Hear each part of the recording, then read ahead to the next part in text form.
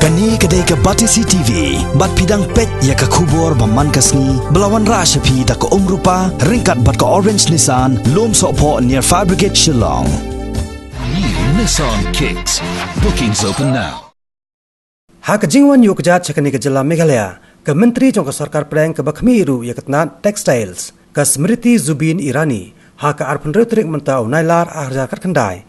Kalala jurep ru ya ke jing pentrai, hak basna ya ke jaka pulih, jong ke National Institute of Fashion Technology, hak ni ke jingla jurep nak liang ke Sarkar Jela Meghalaya, lai dan rengkat ru Menteri Rangba ke Jela, Konrad Kongkal Sangma, rengkat ki wedi ki Menteri Sarkar, bat ki he jong ni ke jaka pulih. Hadian kini ke jing jurep nak liang ke Smriti Zubin Irani, kalaptha eka Sarkar Meghalaya Democratic Alliance, ban pendap no eka ni ke jaka pulih, kham kloy kat bala, bat ladala lelei ban yok play no ru mentah hiusnam arajar kat kendai.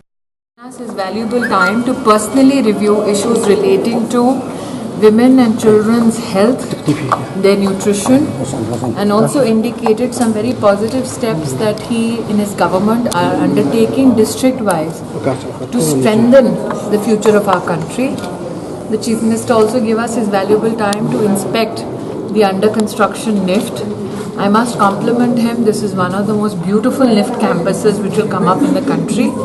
We are currently now onwards to dedicating a textile project to the people of Meghalaya.